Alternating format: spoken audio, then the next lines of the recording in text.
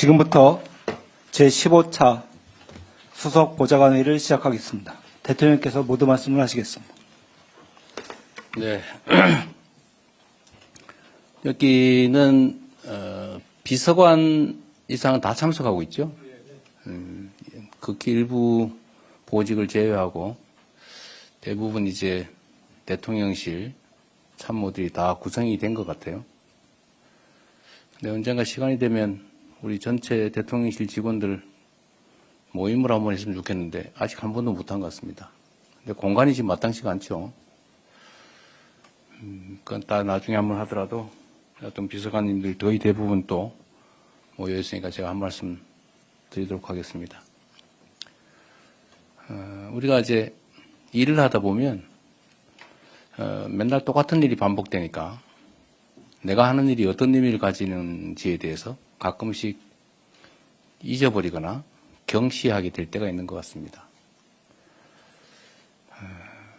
근데 우리가 하는 일은 일종의 한 생명체로 따지면 머리 역할을 하고 있는 거죠. 대한민국 국가 운영의 헤드 역할을 하는 건데, 제가 이게 특정 분야 관계된 부분, 예를 들면 뭐 정책 분야, 노동 정책 분야면 노동 분야에 관계된 참모들만 얘기하지 않고 이렇게 전원이 모여서 얘기하는 건 이유가 있습니다. 자기 소관 분야가 아니더라도 다 이 대한민국의 운명 그리고 우리 5,200만 국민들의 삶과 인생이 달린 일을 우리가 취급하기 때문에 자기가 직접 맡은 일이 아니더라도 다른 사람들, 다른 참모들의 영역이라고 하더라도 최소한 알 건 알고 있어야 됩니다. 그래서 판단도 좀 나누고 또 자기 분야만 이렇게 맡다 보면 시야가 좁아져서 물론 깊이가 깊어지긴 하지만 시야가 좁아져서 다른 측면들을 고려하지 못하게 될 그런 위험성도 있어요. 그래서 직접 관련이 없더라도 의견을 함께 나누는 게 매우 중요합니다. 그래서 이렇게 좀 많은 수가 모여서 일주일에 한 번씩 이렇게 우리 해야 될 일을 가지고 토론하는 건 그 이유라는 거 너무 잘 알고 계실 겁니다. 그리고 언제나 말씀드리지만 이 국가 공무원의 손에는 우리 대한민국의 운명과 우리 국민들의 삶이 달려 있는 것처럼 정말 우리들의 순간순간의 판단이나 선택, 결정이 엄청난 사회적 영향력을 가지고 있다는 걸 늘 잊지 말아야 됩니다. 우리는 일상적으로 하는 일이다 보니까 그냥 별일 아닌 것으로 생각될 수 있지만 아주 사소한 결정조차도 우리 국민들한테는 엄청난 치명적 영향을 미칠 수가 있죠. 누군가는 우리의 판단, 결정 때문에 인생을 바꾸는 일도 생기고 사업의 흥망이 결정되기도 하고 어쩌면 생과 사가 갈릴 수도 있습니다. 그리고 여러분들이 하는 일은 정말로 대한민국의 중요한 일을 맡고 있다. 이렇게 자부심 동시에 동일한 양의 책임의식을 꼭 가져야 된다 말씀을 드립니다. 또 한편으로는 우리 대한민국이 어쩌면 거대한 역사적 분기점을 지나고 있을 가능성이 많습니다.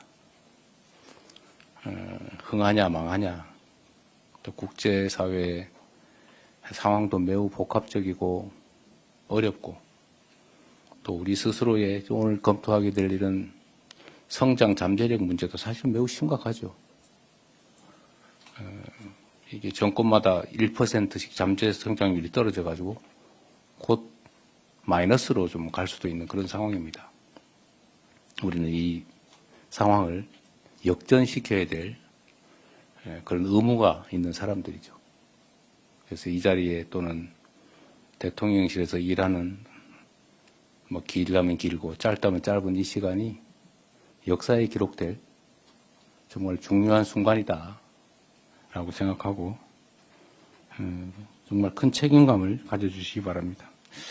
다들 열심히 해주고 있고 뭐 6개월 다 돼가는데 아직까지는 통상 있을 걸로 예측되는 특별한 큰 사고가 없는 것은 매우 다행스럽게 생각이 됩니다.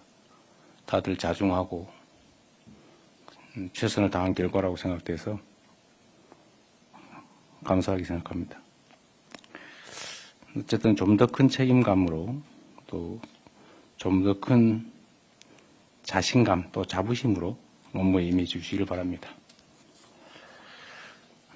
여러 차례 강조했지만 우리 대한민국이 당면한 최대의 과제는 여러 가지가 있긴 한데 정부가 바뀔 때마다 하락하는 잠재 성장률을 반등시키는 것입니다. 이를 위해서는 무엇보다도 과감한 구조개혁이 필요합니다. 혈관에 찌꺼기가 쌓이면 좋은 영양분을 섭취해도 건강이 좋아지지 않는 것처럼 이 사회 전반의 문제를 방치하면 어떤 정책도 제 효과를 낼 수 없기 때문입니다. 그리고 구조개혁에는 고통이 따르죠. 쉽지가 않습니다. 저항도 따르죠. 이겨내야 되겠죠. 경제 회복이 불시각해진 지금이 바로 구조개혁의 적기라고 판단이 됩니다. 규제, 금융, 공공, 연금, 교육, 노동 이 6대 핵심 분야의 규제 개혁을 통해서 구조 개혁을 통해서 잠재 성장률을 반드시 반등시켜야 됩니다. 그래서 새로운 성장의 길을 열어야겠습니다. 정부는 내년이 본격적 구조 개혁을 통한 대한민국 국가 대전환의 출발점이 될 수 있도록 관련된 준비를 철저하고 속도감 있게 준비해야 되겠습니다. 오늘이 보니까 전태일 열사 55주기입니다. 또 학생들이 시험을 보는 날이기도 하죠. 전태일 열사가 가지는 의미는 참으로 큽니다. 반세기 전에 온몸으로 부당한 노동 현실을 고발하면서 산화해 갔죠. 그 청년 전태일의 외침은 우리 사회가 여기까지 오는데 정말로 소중한 불씨가 됐습니다. 그런데 우리의 노동 현실이 가야 될 길이 아직도 멉니다.